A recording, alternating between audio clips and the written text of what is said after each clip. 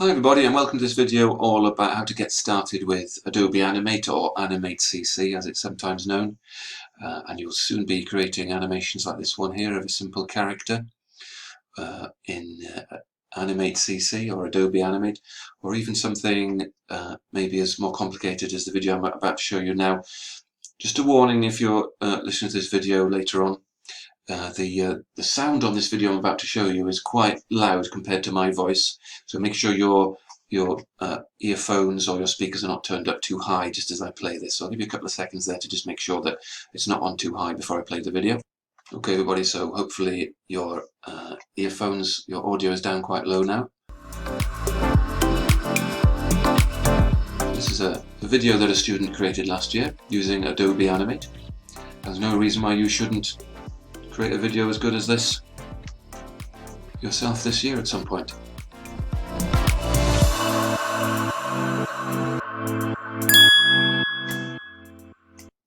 Or even something as impressive as this one. And again, the sound is quite high on this one, so make sure your earphones are turned way down right now.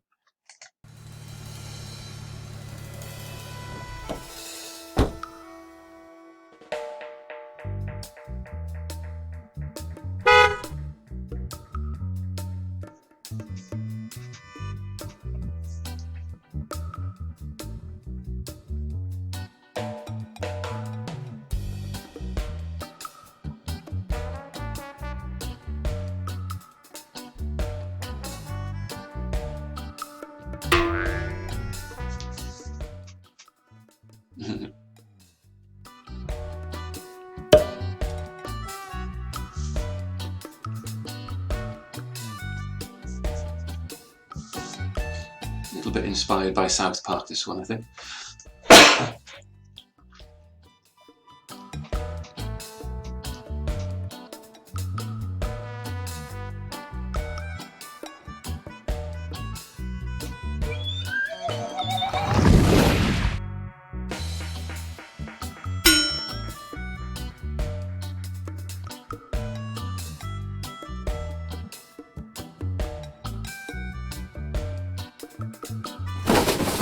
And they come to a bit of a sticky end there. So there's no reason with a bit of effort why you shouldn't produce something at least as good as that, or even something like this leading up to a big 2-minute video or something a little bit like that. But if you've never used Animate CC before, you have to start a little bit simpler than that. Right, so I've opened up Adobe Animate now, and the first thing you need to do is click Create New if you're starting from scratch, or Open if you're looking for something you've created before. Now you don't need to change anything in this box here if you're a beginner. And one thing you should check though is that in the platform type down here it says ActionScript 3.0. If it says anything else, bring that menu down and change it to ActionScript 3.0, and then click Create, and you get what's called the canvas. Now you can change the size of this. When you get a bit better with the software, you can change the size and shape and so on, but if you're starting from scratch, and you should be if you're watching this video, then you don't need to do much about changing the canvas size either. And then what you want to do, what we're going to get is just a simple circle to represent a ball, just going across the screen from left to right. And you've got lots of tools over here on the left that you can use, but we're just going to start simply with the tool that a lot of animators start to begin with, and that's the paintbrush tool, or the classic brush tool it's called. I'm going to grab that. I'm just going to see what it looks like when I draw something. Okay, that's maybe a little bit, that's not too bad, but maybe the line is a bit thick there, or you may find that when you draw your first circle here, that actually the line's a bit thin. Very easy to change it over here. Under classic brush options and under size, I can change the size there, and you see the size of the brush stroke changes from very big down to something really very thin. When you first use the paintbrush tool, you may find that you've got it that thin. So somewhere around about 20. You can see the numbers changing over here as I change. Something around about 20 is about right. So just in case yeah, I've forgotten there, I'm going to my brush tool. I've got about 20, and I'm just going to draw a circle over here on the left. They say it's a good sign of an artist whether you can draw a circle or not. That's not great, but I'm sure you could do better. And then, now you go through a series of steps then which you will then repeat again and again and again. And it's to do with the timeline down here. This thing here is called the timeline. So it looks a bit like a ruler. It's called the timeline. You can make it a little bit bigger so I can see. You can make it as big as you like there. I'm going to make it about that big, which is quite nice. And you can see, like I say, it's a bit like a ruler. You can see it starts at basically 1 and goes up at the moment to about 130. Now these are the frames that are going to be in your animation. If you remember when we did things like the flip book exercise, the frames are like the pages in the book when you flip them. Or when we did stop motion animation, it was the pictures. Each picture was a frame. And it's kind of the same in Adobe Animate here. And you've got all the frames here, 1, 2, 4, 5, 6, 7, 8, 9, 10. Now this is going to be a relatively short animation, so I don't want this many frames really. So what I'm going to do is over here, let me just move my camera a little bit there, is over here you can change the size of the ruler. You can zoom in and out.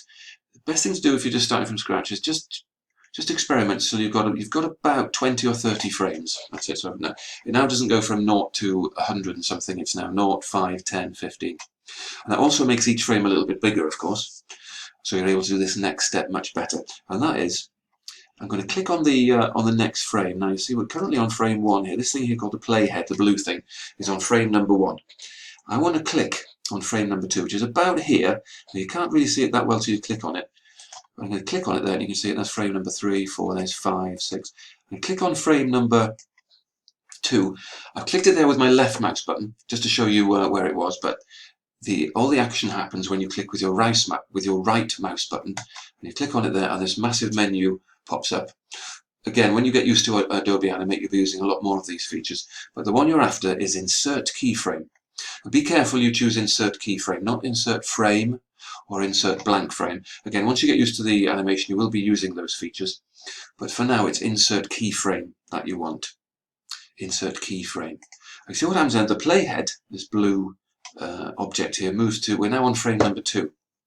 At the moment though, we've still got that circle, because depending on what animation you're looking to do, you might want that circle on the second frame. But what I'm looking to do is to get a circle moving, a bit like a rolling ball from left to right. So I want it to slightly move between frames 1 and 2. So what you need to do is on the keyboard, hit the delete key. Make sure you're on frame 2 here with the playhead down here. Make sure you're on frame 2.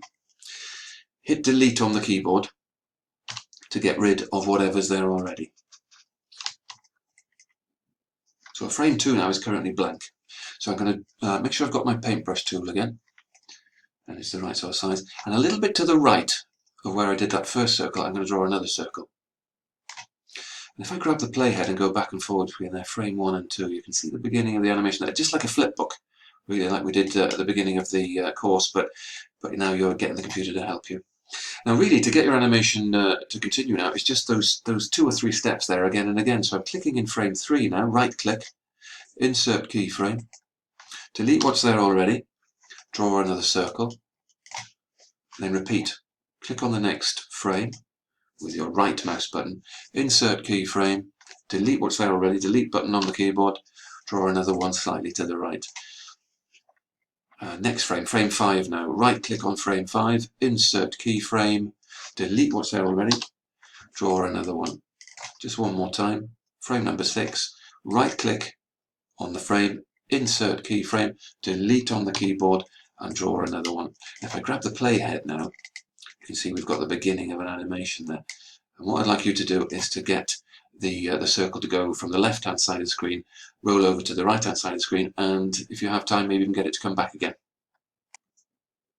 Now you can see mine is a little bit, it's not bad actually, it's a little bit ropey though, because as I was drawing each circle I couldn't see my previous frame, but there's an excellent little feature called onion skinning that allows you to do that. So what I'm going to do, I'm going to undo, so I've just got, I'll go back to blank, I'll go back to a blank canvas. Okay, so I've got onion skinning turned on. I'm in frame 1, I'm drawing my first circle.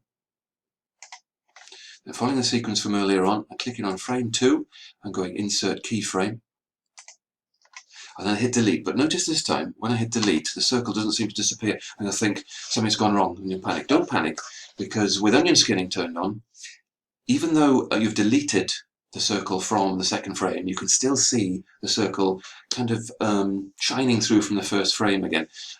there isn't actually anything on frame 2 here. That is actually the a little ghost of the circle on the first frame. I can prove that if I turn onion skinning off, it disappears. So there isn't actually anything on frame 2. With onion skinning on, you see what's on frame 1. A bit like if you're doing a flip book and you're using very see-through paper. So you've just got to be brave now, and then maybe turn onion skinning on and off just to prove to yourself that frame number 2 is actually blank. Turn onion skinning on, and then use the onion skin, the ghost of that first frame, to draw your second circle a little bit better.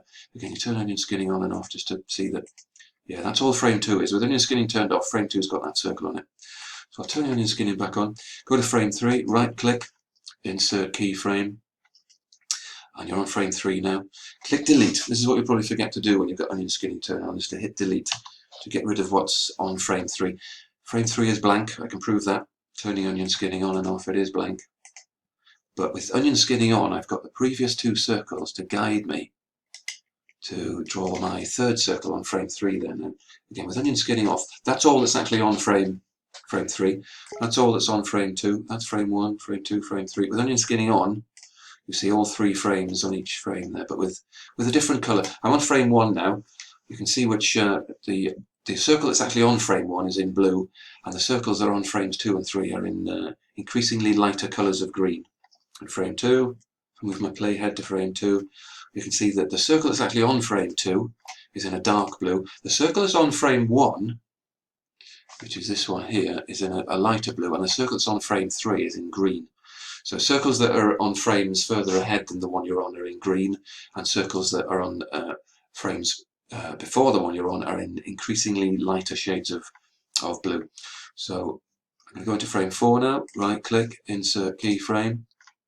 I'm now on frame 4, just to prove there, that turn the onion skinning off, delete the circle that's on frame 4 that's left over, remember.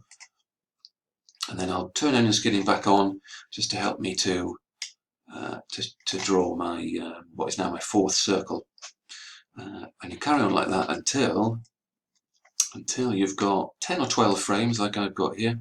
This is what they look like with onion skinning on. Onion skinning off, you've got your circle going from left to right, and because I had onion skinning turned on that time, it's a lot better, I think. The circle's a lot more circular, really. With onion skinning on, remember, on each frame, I'm on frame 1 there, with onion skinning on, you see the circle that's on frame 1 is in blue, the circle that's on frame 2 is in green, and the circle that's on frame 3 is in a slightly different shade of green. And if I go to, say, frame 5, which is about halfway through, and the circle that's actually on this frame, which is that one, is in a dark blue, and then the ones before it are in increasingly lighter shades of blue, and the ones after it are increasingly different shades of green there, yeah. And you can even change the number of frames that you can see on each. At the moment it's set at 2 frames before, 2 frames after, but you can change that as well. So that's the first thing you need to know about to make your life a bit easier when you're creating your circle. The other thing you need to know about is something called animating by 2s, and this is how that works. I've gone back to a blank canvas now with my playhead on frame 1. No other frames have been created. I'm on frame 1. Nothing's been drawn yet. I'm going to draw my first circle. But this time, this is called animating by 2s, and it's used a lot in animation. Instead of going now and going right click on frame 2, I'm going to skip a frame. I'm going to right click on frame 3. You can always use the left click first if you can't identify it there. That's frame 3. Then right click, insert keyframe. I notice the playhead now jumps to frame 3 because that's where I've right clicked. And frame 2 is just made up of not a keyframe and not a blank frame, but just a frame. And when you've got a frame, it's just a frame is the same as the frame before. So if I go back to frame 1, there's a circle on frame 1. It's the same circle on frame 2 as well. Yeah, just turn onion skinning off there. So frame, basically, in other words, frame 1 and frame 2 are currently identical, and they'll stay that way too. It's a way of making your animation, creating your animation much quicker, because you're animating only every other frame. So all else being equal, you will actually animate twice as fast. So I'm on frame 3 at the moment, and at the moment there's still a circle on there. I want to get rid of that, so I'll press delete, and there it goes. We're gone. Just check I've still got those circles on frames 1 and 2. Yep. Remember, at the moment, frames 1 and 2 are just identical copies of each other, and frame 1 is blank. So just turn onion skinning on so I can see that first circle, which is now, remember, that's the circle in frames 1 and 2. I get my paintbrush tool again, and I do my second circle, same place as before, but I'm now on frame 3. And you just keep doing that. I'm going to put you just do the odd frame. So I'm going to go to frame 5, insert keyframe, delete what's there already. Remember, I've got onion skinning on, so that's actually what's on frame 3 there. And now doing frame 5, and then frame 7, insert keyframe, delete what's there already, do your next circle. Frame 9, insert keyframe, delete what's there already, do your next one. And you see I'm getting along at twice the speed I did before. Yeah, I've done that because I'm only doing half the number of frames. It does end up with your animation looking a little bit more jerky, but that can look quite good in animation. Sometimes animation that's really, really smooth isn't always the best way to go. And I can show you some examples of that with animation in college now in the lectures, where sometimes that jerky animation looks quite cartoony and quite nice. Okay, so that's nearly the end of this video, but just have another look at it again if you're not sure about any of the techniques there. So at the end of this video, you need to be able to open up Adobe Animate and use the paintbrush tool, change the size of the paintbrush tool, draw a circle, get it to go from left to right, use keyframes, and also onion skinning and animating by twos. So you need to keep working on this and keep looking at the video until you can do all those things. And when you can, then have a go with not just doing a circle, but maybe doing like an animal or something like that, and just use your imagination. But with just these simple tools there, with starting off with keyframes and the timeline and the playhead, a lot of the rest of it is just up to your imagination. So have a bit of fun, and I'll see you on the next video.